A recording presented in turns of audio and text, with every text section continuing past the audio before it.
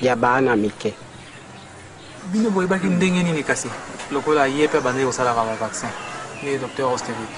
Parce que ngai na bite yende asalaka parce que tango ya bengisaka ngai ke ya ka préparer ba flacon atindaki yo, hein?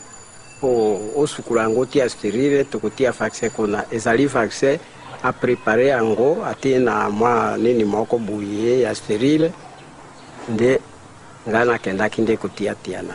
Parce que soki utaki musika ekoki koya bongo te ezali kiyende mutu asa a fabrique ke.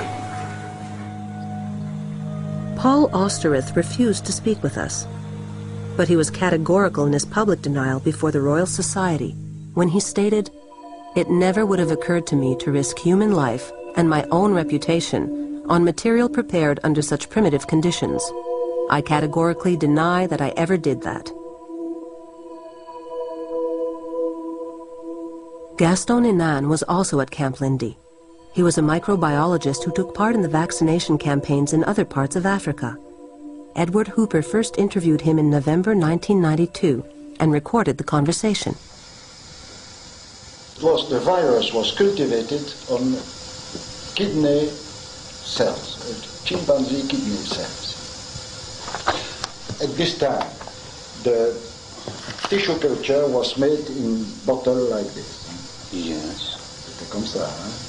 And this was at the beginning because the kidney cell and the kidney cell multiply easily, and it was a good substrate for the polio virus.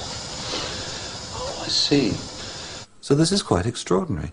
Now, in the end, he always retracts the chimpanzee kidney cells and just says, "I don't know which type of monkey kidney." But the point is, he repeatedly says that they were making it on chimpanzee kidney. I had no choice when I wrote The River but to accept his retraction, to accept his final version of events. And Gaston Inan is now dead. But I believe very firmly that the original version that he gave me was the correct one. The few remaining records from Camp Lindi make it clear that exams and organ extractions were conducted in a very systematic fashion. While Kaprowski and Osterrith insisted that they would never use chimp kidneys to make polio vaccines, research at the time pointed directly to the chimpanzee.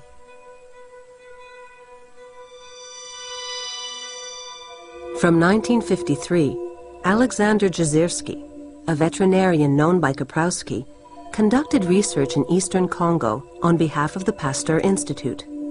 He was looking for the best medium to use for the polio vaccine.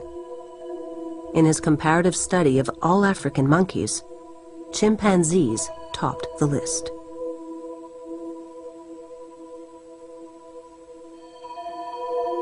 The chimp, always the chimp, genetically so close to humans. Were they used to create the vaccine given to 1 million African people? Many of the Camp Lindi scientists deny that chimps were used to make the polio vaccine. But Pierre Dupang is not so sure. He was in charge of laboratory testing at the time. C'est évident que le chimpanzé est intervenu dans la composition du vaccin de polio. Mais à quel stade, à quel niveau, moi je n'en sais rien. Je ne vois pas pourquoi on aurait fait tant d'histoires que ça avec les chimpanzés, si ça n'avait pas été pour s'en servir pour avoir un but scientifique en fait. Mais c'était avant tout un but scientifique pour lequel on les employait. Non, j'ai plus rien à dire. Je vais parler assez comme ça. C'est parler de soi-même.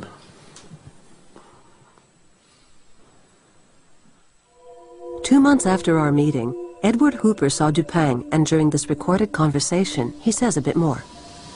Of making the culture. The culture was sterile. And I put the culture sterile. I was sterile to an Inan. I don't know to do what I don't know. Let me ask you one last thing, Pierre, before I go.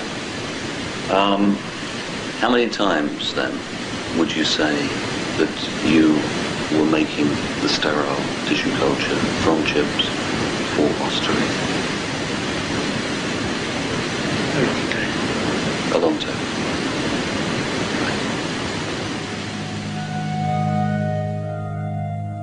Dupang sheds light on the true situation at the time, and it makes sense that the polio vaccine would have been made locally for the vaccination campaigns in Africa.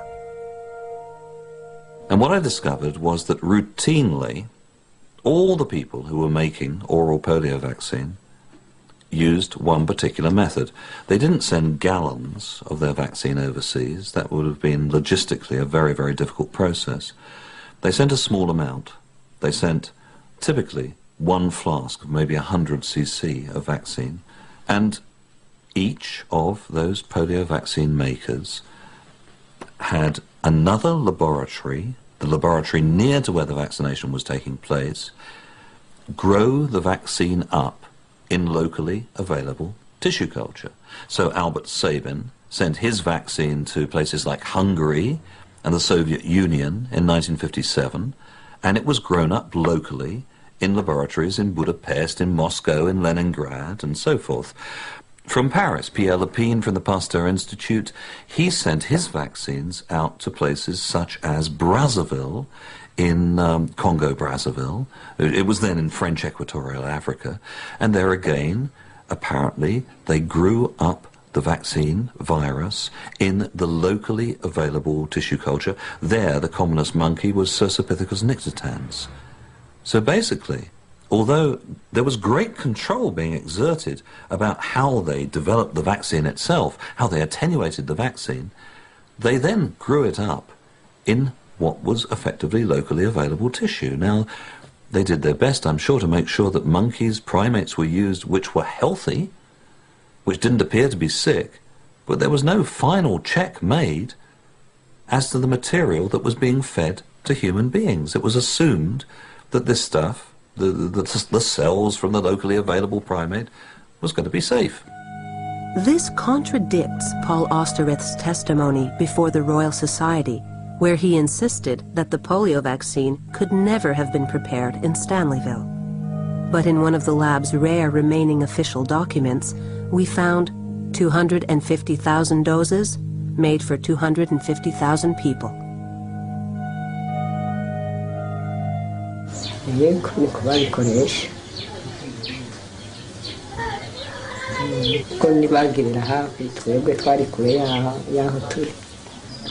Barigaba abakoze nibo babyuka cyane kuko bazi kuzinduka, abandi twarigaba tukararayo. Kwari urucanco rukomeye cyane, atawusiba no buhoro candara udacandazwe nawe.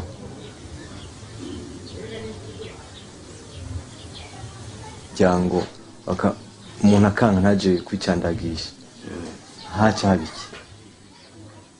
Urumva hageze nk'umuntu reka kuja ku rucanco, urumva hariho abatware baramenya bati mu rugo kwa naka ntibagiye ku rucanco, urumva haraho ibintu nyene mugabo ntawe bapfunga, ariko barabahimiriza rwose ku buryo bose bashobora kugenda barakurikirana cyane.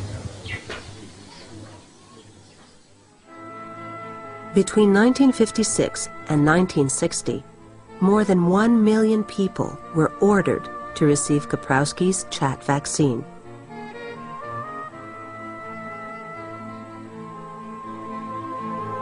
When this was revealed, the World Health Organization immediately condemned these experiments.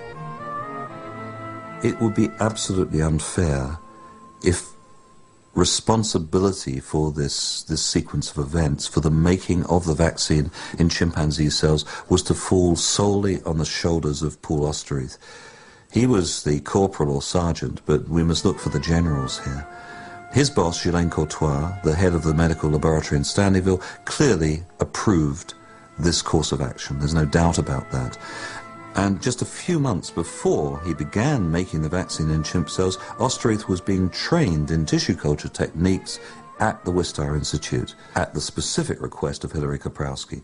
The person with overall responsibility for this sequence of events, without a doubt, is Dr. Kaprowski. Without his approval, without his direction, this sequence of events would not have taken place. I have no knowledge about it. I don't think the Belgians have knowledge about it. You should take his evidence with a grain of salt. I mean, is it possible that this was done without you knowing, that chimpanzee kidneys were used without you knowing about it? No, there was no possibility to do something like that. From our trip to the Congo, we learned that the Lindy chimps and the Stanleyville laboratory facilitated the local production of the chat vaccine. But does that resolve the question of where AIDS originated? The impossibility of testing or gaining access to the Congo samples, if they still exist, will always cast a shadow upon the answer. For the moment, in the scientific community, the polio vaccine theory is dead. But the extraordinary convergence of Kaprowski's polio vaccination campaigns with the epicenter of AIDS might encourage them to investigate Edward Hooper's theory more closely. At the very least, questions are being raised about using monkey organs to make polio vaccines. We should have stopped using monkey kidney tissues, I think, for virus production in 1960. And we've continued to do so. The drug companies are the ones who really determine this. They have developed facilities, they develop processes that would cost them a lot of money if they had to do it a different way.